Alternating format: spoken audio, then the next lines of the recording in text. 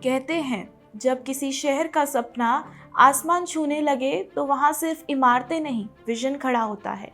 और आज वही विजन मुंबई में उतर चुका है, प्रधानमंत्री नरेंद्र मोदी के 2 दिवसीय दौरे के साथ। नमस्कार, मैं हूँ सताक्षी और आप देख रहे हैं दी पैम्फलेट।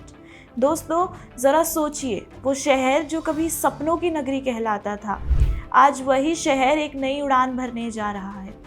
8 और 9 अक्टूबर 2025 तारीखें इतिहास में दर्ज होने जा रही हैं और अब प्रधानमंत्री नरेंद्र मोदी महाराष्ट्र पहुंच गए हैं, वो भी एक ऐसे विजन के साथ जो न सिर्फ मुंबई बल्कि पूरे देश की रफ्तार को नई दिशा देने वाला है। इस दौरे की शुरुआत नई मुंबई इंटरनेशनल एयरपोर्ट से होने जा रही है। वो सपना जो सालों से बन रहा था, आज हकीकत बनने जा रहा है। दोस्तों, आपको बता दूं, दौरे की शुरुआत उस प्रोजेक्ट से हुई जिसका इंतज़ार पूरा महाराष्ट्र कर रहा था, नई मुंबई इंटरनेशनल एयरपोर्ट। करीब 19,650 करोड़ रुपए की कॉस्ट से बना ये एयरपोर्ट अब ऑफिशियल रूप से जनता को डेडिकेट हो चुका है।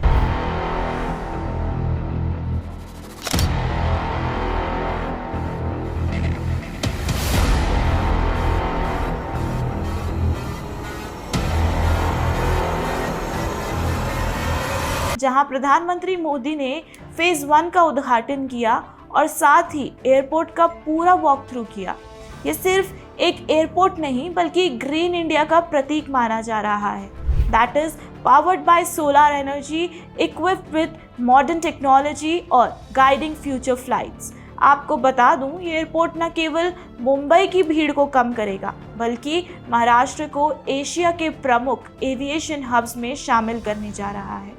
पर प्रधानमंत्री मोदी का दौरा सिर्फ यहीं तक सीमित नहीं है। अगला स्टेप मुंबई मेट्रो लाइन 3 होगा। मेरे कहने का मतलब है एक्वा लाइन, साउथ मुंबई से सीप्स तक फैली ये अंडरग्राउंड मेट्रो लाइन शहर के दिल की धड़कन बन चुकी है।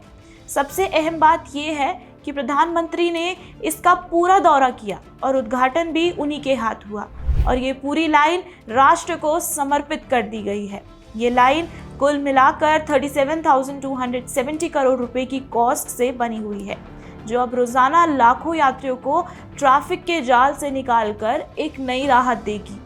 दोस्तों, हमारे प्रधानमंत्री मोदी ने मुंबई में वन ऐप लॉन्च किया। अगर आप मेट्रो से यात्रा करेंगे, बस से या लोकल ट्रेन से, तो उन्हीं यात्रियों को अलग अलग टिकट टाइमिंग या पेमेंट की झंझट नहीं झेलनी पड़ेगी। ये इंटीग्रेटेड कॉमन मोबिलिटी ऐप के जरिए सब कुछ एक जगह से होगा, यानी ये ऐप 11 अलग अलग ट्रांसपोर्ट ऑपरेटर्स को जोड़ता है, जिससे मुंबई में यात्रा अब सीमलेस यानी बिना रुकावट और झंझट के हो जाएगी। ये डिजिटल इंडिया के उस विजन का हिस्सा कहलाई जा रही है जहां टेक्नोलॉजी लोगों के जीवन को आसान बनाने के लिए काम करती है। दोस्तों, ये था प्रधानमंत्री के दौरे का पहला दिन, जहां उन्होंने नवी मुंबई इंटरनेशनल एयरपोर्ट के पहले चरण का उद्घाटन किया और उसमें करीब 19,650 करोड़ रुपए की लागत से बना ये एयरपोर्ट न केवल मुंबई की ट्रैफिक भीड़ को कम करेगा बल्कि महाराष्ट्र को एक नए एविएशन युग में प्रवेश कराएगा। इसके साथ ही प्रधानमंत्री ने मुंबई मेट्रो लाइन 3 के अंतिम चरण को भी लॉन्च किया, जिसकी टोटल कॉस्ट अराउंड 37,270 करोड़ रुपए है। ये दोनों प्रोजेक्ट सिर्फ कंस्ट्रक्शन वर्क ही नहीं है, बल्कि ये विकसित भारत के उस विजन का प्रतीक है जहां विकास, टेक्नोलॉजी और फैसिलिटी साफ तौर पर एक साथ देखे जाते हैं। दोस्तों, आपको बता दूं, 9 अक्टूबर की सुबह मुंबई 2 देशों की दोस्ती की साक्षी बनने जा रही है। प्रधानमंत्री मोदी ब्रिटेन के प्रधानमंत्री कियर स्टारमर से मुलाकात करने जा रहे हैं, जो कि सिर्फ एक फॉर्मल मीटिंग तो बिल्कुल नहीं है। इनफैक्ट 2 देशों की स्ट्रैटेजिक पार्टनरशिप को और मजबूत करने की दिशा में एक बड़ा कदम देखी जा रही है। आपको बता दूं, दोनों prime ministers vision 2035 road map पर चर्चा करेंगे। एक ऐसा रोड मैप जो आने वाले 10 वर्षों के लिए भारत यूके पार्टनरशिप को एक नया फ्रेमवर्क तय करेगा।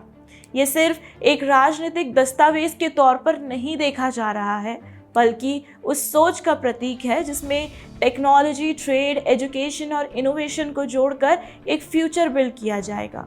ग्लोबल फिनटेक फेस्ट 2025 के मंच पर, जहां प्रधानमंत्री नरेंद्र मोदी और ब्रिटेन के प्रधानमंत्री सर कियर स्टारमर एक साथ खड़े होकर एक AI ड्राइवन भविष्य की नींव रखने जा रहे हैं। और दोस्तों, आपको बता दूं, इस आयोजन की theme powered by AI, augmented intelligence, innovation and inclusion रहेगी। और ये थीम किसी कॉन्फ्रेंस की फॉर्मेलिटी नहीं होगी, बल्कि उस कल की घोषणा होगी जहां भारत हर तन मन से नेतृत्व करेगा और साथ ही मेड इन इंडिया के साथ साथ इनोवेटेड इन इंडिया की पहचान भी दूर दूर तक चमकती हुई नजर आएगी।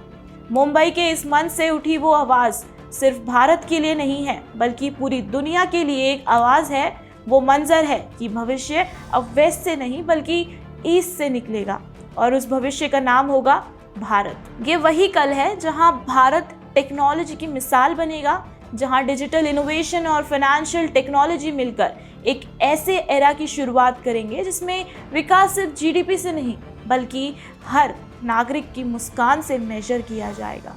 धन्यवाद।